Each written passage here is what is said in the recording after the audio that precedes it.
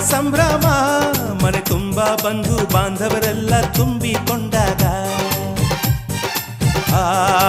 ಎಂತ ಸಂಗಮ ಶುಭ ಲಗ್ನದಲ್ಲಿ ಗಂಡು ಹೆಣ್ಣು ಜೋಡಿಯಾದಾಗ ಶಾಸ್ತ್ರೋಕ್ತ ಕಲ್ಯಾಣ ಏನ್ ಚಂದ ಕೇಳಣ್ಣ